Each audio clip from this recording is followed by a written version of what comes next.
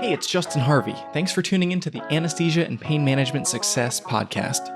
With APM Success, we take a close look at important topics pertaining to business, practice management, personal finance, and careers for anesthesiologists and pain management physicians. We work hard to take your critical questions straight to the experts. Thanks for listening. Hello, ladies and gentlemen. Welcome to episode 220. Hope you're doing well. Hard to believe we're getting into November already. The recording of this episode is October 23rd. I just texted my wife to see if she wanted to go as Taylor and Travis for Halloween this year. I will let you know what happens on that one. A couple public service announcements before we dive into today's topic. I recently did a webinar for practice owners who are interested in monetizing the enterprise value of their practice as they approach retirement. That should now be posted on the website. You can see the link in the show notes. If you go to apmsuccess.com/220, you will be able to access that there. Hope you enjoy. At the current time, we're in the middle of doing some fall planning meetings for our clients. We work closely with our clients' tax preparers in many cases to ensure that the financial planning and investments is integrated with the tax prep work, and to try to make the tax preparer's job as easy as possible and keep the taxes as low as we legally can. So one thing I want to make people aware of, if you're transitioning to attendinghood, maybe this is your first year as an attending, or if you find the complexity of your affairs increasing, don't wait to try to find someone to prepare your taxes this year. What I have found, and many of my advisor friends have indicated they're seeing the same thing, good tax help is really hard to find. And finding a tax preparer who is qualified and can give you the attention that you need and provide you the insight that you require for your circumstances at a fair price, that's an increasingly scarce commodity.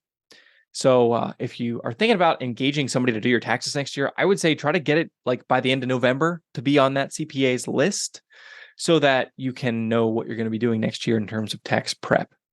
If you wait until January, February, which historically has been possible, you're going to have a rough time of it. So definitely find somebody to help you with your taxes. Another thing we're doing a lot of right now as we're coming up towards the end of the year is for our clients who are, for the first time, experiencing self-employment income. This is the time when we're getting the solo 401ks opened and funded, or SEP IRAs in some circumstances.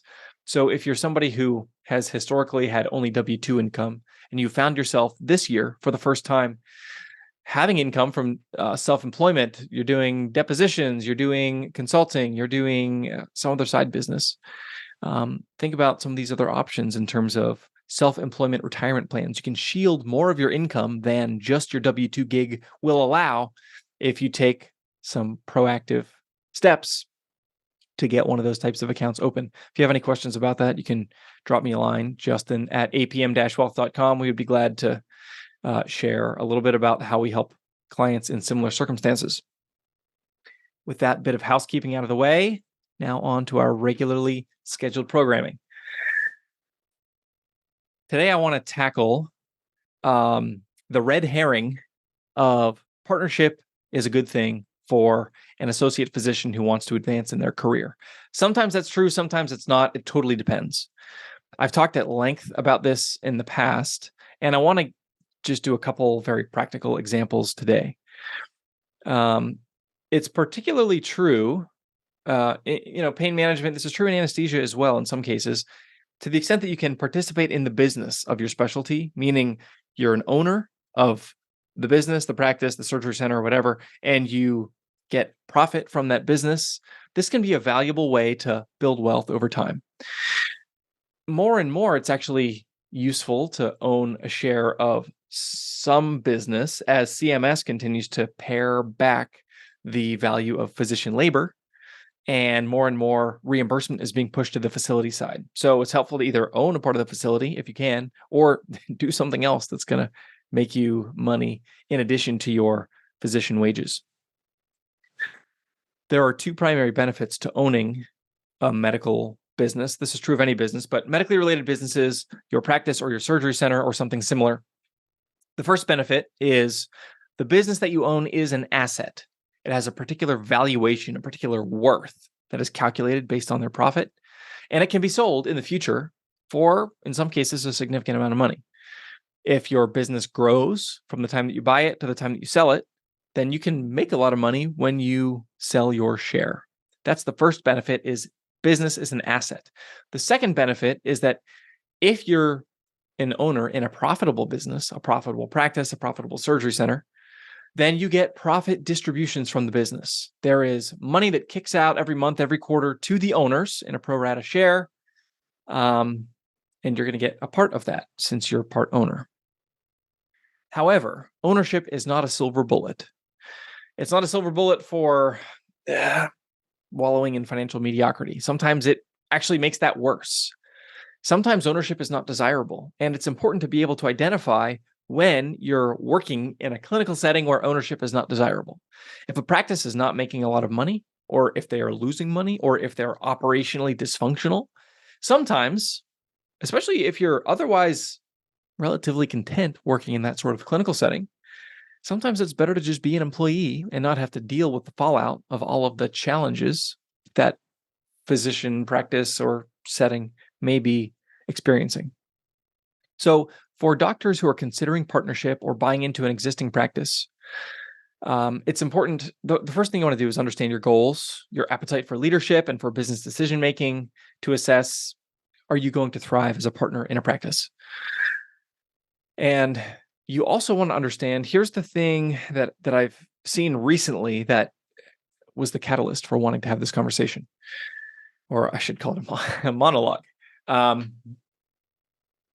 There's often a two-pronged partnership opportunity for pain physicians in particular, where there's the practice, and then there's maybe a surgery center or other ancillary businesses. You want to understand that these are not necessarily the same. In fact, the profile of each of them can be very different. And one thing that's definitely different is the way that these businesses are valued. Now, let me take this opportunity to make the necessary parenthetical disclaimer that this is just educational and informational, and nothing that follows should be deemed to be advice for your specific circumstances. But hopefully this gives you an idea of some of the categories for questions to ask. And here's what I'm getting at. Surgery centers, they trade at a higher multiple. And you might have heard this multiples of EBITDA. That's the acronym for profit, essentially.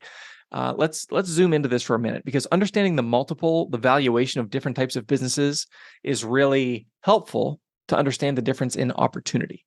So the S&P 500 is the major US stock index for big US based companies. The average multiple that a company on the S&P might trade at is between 16 and 18 times historically.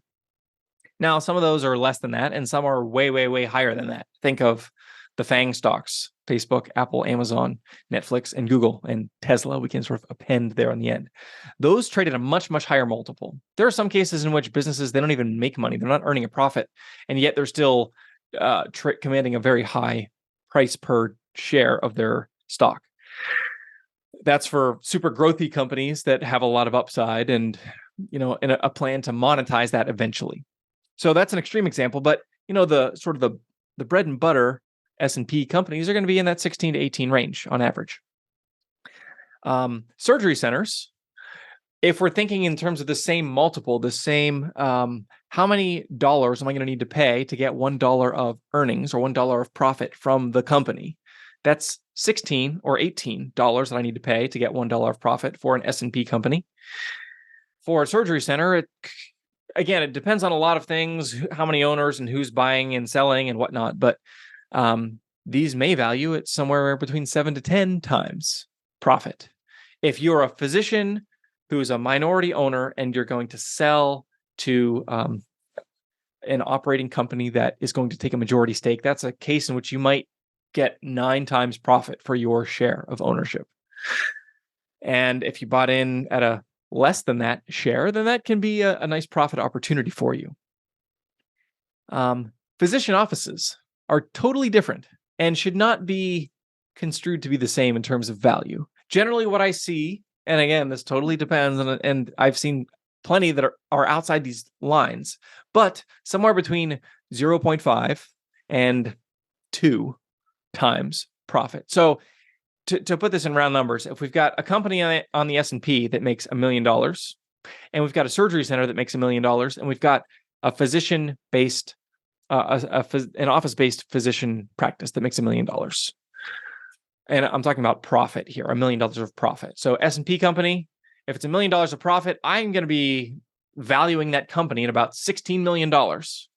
So if I own a share of that company, then my share is worth a pro rata portion of that 16 million, because it's 16x is the valuation multiple of the S&P 500 company. If it's a surgery center making $1 million and we're in that 7 to 9 range, or whatever it is, we'll use 8 for our example. If it's $1 million of profit, then that business is worth $8 million. So about half of the S&P company, assuming that they're making the same amount of profit. And if I'm a physician office and I have $1 million of profit, my business might be worth $1 million. Each of these 3 businesses makes the same amount of profit, but there's challenges that differ in each of these different business settings. And this is reflected in how much the business is worth.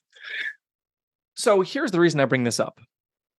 Something I frequently see from earlier career or even mid-career pain doctors in many cases is they don't distinguish between the practice, the office-based clinic, and the surgery center. Those are 2 very different businesses with 2 very different sets of economics and 2 different potential valuations. And so it's important to understand, and actually I had a client email me the other day saying, hey, I got an opportunity to buy into a surgery center for $100,000 for 1%. Is that a good deal? Well, it totally depends on what the profit of the entity is and what is the implied valuation. If it's a surgery center and the implied valuation, if you're buying in at $100,000 for 1%, if you're getting that for 2x, you're paying 2 times the profit with that $100,000, meaning that 1% stake is going to distribute $50,000 per year on average, and I'm paying $100,000 for it, then that's probably a good deal. And if a physician is buying a minority stake from an existing surgery center, that's a more common, we're in that 1.5 to 3.5 range. It's whenever you're selling it, whenever a physician owns a minority stake and they're selling to someone who's taking a majority stake, that 7 to 9x multiple is manifest. But if you're going to understand, is something a good deal? Is $100,000 for 1% or $100,000 for 10%? Is it a good deal? We need to know what the profits are to understand the multiple. Now, in the case of a new build, either for a clinic or for a surgery center, it's a different method of accounting is more useful. But for an existing business, having these valuation mnemonics, I guess, or just ways to rough in the value and the worth, the fair market value of a certain tranche of equity for a clinic, for a surgery center, or for the S&P 500 can be useful to say, is this a good deal? And here's the corollary to this. So you got to understand that there's a difference in these valuations. The corollary is sometimes it makes sense to buy into one and not the other. And here's really what I'm saying is if you can buy into both, sometimes it makes sense to pass on one. If you could buy into both of them for 3x, that might be a pretty good deal on a surgery center. It might be a terrible deal on the clinic. And if you can maintain W-2 status as an employee and have an ownership stake in a surgery center that's related, you may be able to have your cake and eat it too. So don't assume that just because you're offered partnership in a clinic, in an office-based practice, that you need to take it. And don't assume that if you're offered, an amount that you can afford, don't assume that it's a good deal, because you got to understand valuation and thinking creatively about what are the ways that I can participate economically without necessarily being beholden, especially to an asset that has less upside, like a clinic, a pain clinic in this case. Sometimes it makes your life a little simpler. Often the biggest economic benefit that I have observed over time of having a busy clinic is using that to create candidates for procedures in a surgery center, where sometimes a physician may also own a stake and be able to monetize their efforts through the facility fee. So if you're This is especially important to note if you're looking at buying into a practice. And, this is another thing I see a lot, especially for the younger docs. They get shares in the practice offered to them, but maybe the surgery center is more like on the bubble. Like maybe it'll happen this year, next year. It depends. I need to get my volume up first, whatever, which is, by the way, not unreasonable. Like if you're an incumbent partner in a surgery center, you want to make sure that new partners are going to be pulling their weight. But there is a bit of a hazard here. If you buy into a practice, which is the less profitable entity, and the only way for the practice to really be valuable to you is if you can also participate in the facility fee of the surgery center and the profits generated therein, and you're locked out of that and you may never get in, then only being able to own the practice side can be a bummer and not in your best interest. So I just wanted to explore some of these ideas to give you a few more data points. Whenever you're thinking about buying into a practice, there are so many variables, so many factors. Any individual opportunity needs to be tested on its own merits. And looking at, payer mix and reimbursement and RVU value, and even getting into the collections and saying like, how well is this practice collecting? Is a lot of stuff getting out there to 60, 90, 120 and gets written off? Or is the collections department, either internally or the external partner, are they really doing their job? These are all variables that could be hugely helpful or hugely detrimental, that have nothing to do with valuation in this discussion. So the point is, you can't just look at the valuation number, just look at the multiple to know if it's a good deal. But it does give you another tool in your toolbox to assess a potential opportunity. Hopefully that's helpful. If you find yourself vetting partnership opportunities, you're wondering, should I buy into the practice? Is there a surgery center opportunity? How do I think about a new build for a surgery center? How much should that cost? How many doctors do we need to do that before we have critical mass? I'm happy to be a sounding board and would love to hear from you. You can email me, justin@apm-wealth.com. I'll drop that email in the show notes as well. Thanks as always for listening. Hope everybody is having a great fall season, and I will talk to you next week. If you liked what you heard this week, head on over to apmsuccess.com, where you can find more content and free resources to help you build a successful career in anesthesia and pain management. If you wanted to leave a review in iTunes, I'd also really appreciate it. Thanks for using some of your valuable time to join me today on APM Success.